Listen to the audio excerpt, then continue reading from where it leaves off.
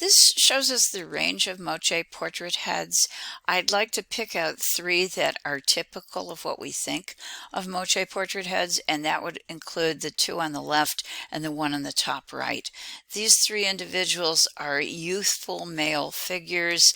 They seem proud and energized. They're shown basically in their prime, and probably they are Moche lords who are also warriors. They are elite. They have elaborate headbands or turbans wrapped around their heads. Some of them have appendages in addition to the turban. If we go up here, we aren't sure, but we think this is probably a plume of feathers that would have decorated the top of the head of this Moche lord. It is here attached to the stirrup spout. The spout portion has been broken, but we can tell pretty much what it originally looked like.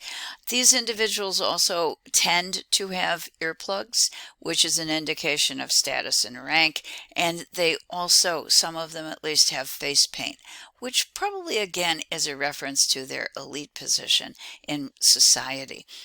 Mostly, I am impressed by their vigor, their tilted head, which seems to make them look a little confident, very masculine, very strong, very sure of themselves.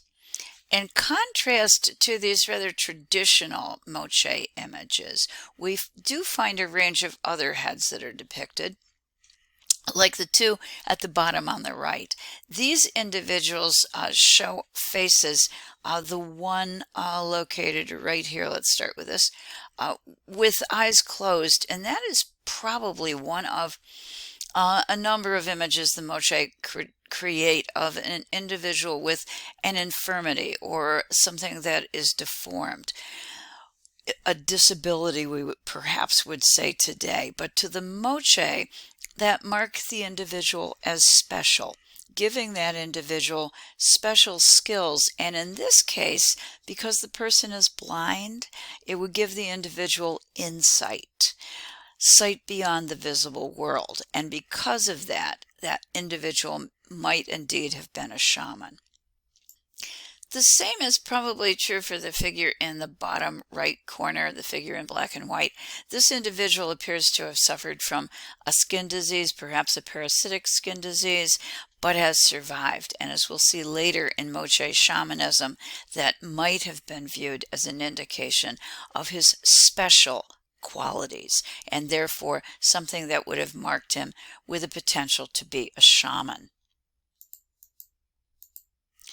This is another Moche head, and again, to some extent it is a type. Yes, it's an individual, but I also believe it to be a type.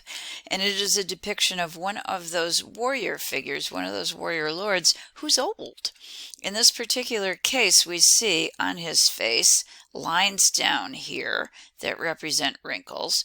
We can also see that the cheek has fallen. It's lost its ability to hold the youthful form that the man once had. His eyes also are sunken, almost getting to a skeletal suggested form, in fact. So he is characterized as someone who is late in life. The image, we're getting a lot of views of it also, and you can see the profile way in which that stirrup spout would accent the line of the tilted head, which accents a sense of pride, I think, shared perhaps with some of those other Moche lords, lord warriors that we've already looked at. A sense of confidence as well as a sense of pride, and perhaps with age a sense of accomplishment. This is the set of portrait heads you have in your textbook. Figure 100 in particular, located on our right, is very much like the other portrait heads of the Moche warrior lords, filled with a sense of an individual in his prime, strong, confident, and filled with pride. Images of cut lip are particularly important because they've given us a window into understanding what we think, at least, Moche artists were doing. This individual was recorded at least 45 times in unique images of him over his lifetime. And we can be certain of this because he has a scar, actually more than one, but we can visibly see the scar if we go right up here on his lip. And that does create a marker so that we can identify the unique, and I do mean unique images, as he ages over his lifetime. The one that's on the left is him as a very young person, perhaps even a boy, a teenager. And the one that is on our right shows him later in his life. So what do we think is happening? Well, we think there are depictions of Moche individuals who were elite and were also warriors. And we think that their goal was to go into battle to capture a live opponent.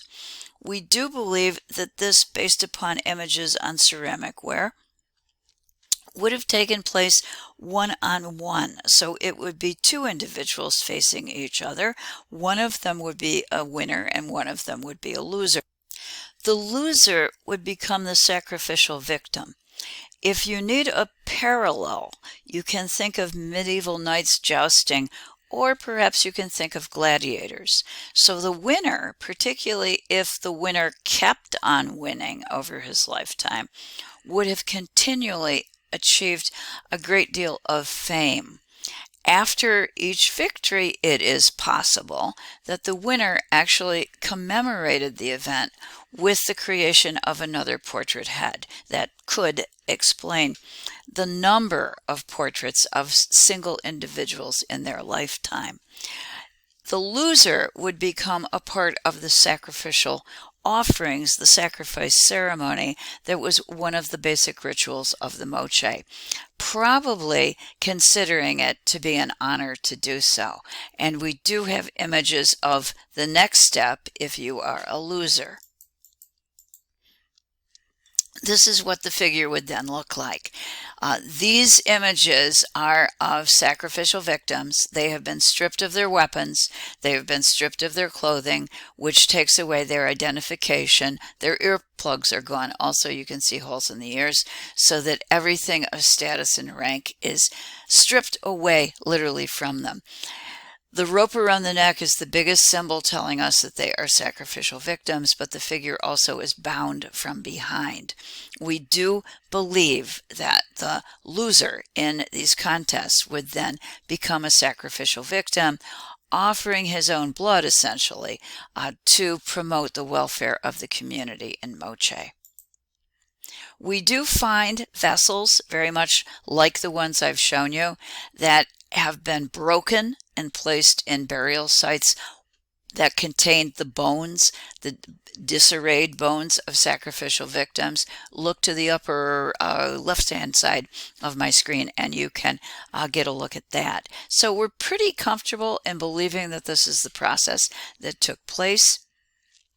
Sacrifice among the Moche would have, generally speaking, been on a much smaller scale than any kind of Aztec sacrifice. However, as the El Nino events picked up, it is possible that the number of sacrificial victims also went up in numbers.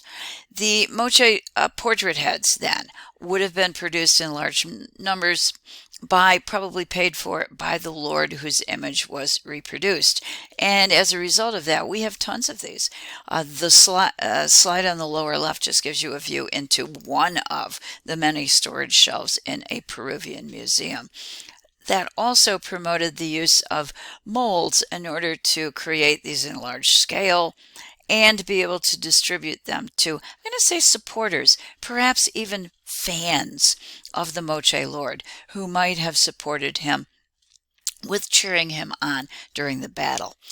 In the upper right, I have some gold examples of ear spools which we have that have survived from the Moche, as opposed to the wooden ones that we believe might more commonly have been worn, which also would have disintegrated over time. Briefly, let me show you some additional proof of this. We do have depictions of Moche warriors complete with mace and shield. There's one lower left. Actually, there are three across the bottom. And we also have images of Moche warriors kind of thunking on the head an opponent, an individual opponent, presumably bringing that opponent back for purposes of sacrifice. In the upper left, we have a depiction of a goblet being passed to a masked figure, and we are assuming that that goblet contained the blood of a sacrificial victim. These are fine line drawings of ceramic rollouts. The one on the bottom is figure 73 in our textbook, and it illustrates the series of events that occur in sacrifice. The person is taken on the battlefield. He's a captive. We'll just look at this one right here. He is smaller in relation to his victor, the person who presumably fought him on the battlefield. He is nude. You can see his body paint or tattoos visible, but he has been stripped of all his gear. This is his warrior, his weapons bundle over here. If we go to the image that we actually have in our book, it exists in, I'm going to say, two registers. A double-headed serpent band divides them. This is the scene of sacrifice where the throat of the victim is cut. You can see his hands tied behind him, and this is his weapon bundle, which was taken from him as he was stripped of it on the battlefield. He will then have his blood drained. It will go into the chalice. We have a kind of owl priestess, maybe related to our shamaness, who is passing it to the masked, we think, Lord, who will consume the blood, and that will essentially finish the sacrificial ceremony. This is a portrait head of a Moche warrior lord. It's located in the Met, and I'm asking you to view a short smart history video of it. When you do that, please pay particular attention to these three ovoid shapes around the chin of our warrior. It will help to conclude the story of victory on the battlefield and also sacrifice as a conclusion.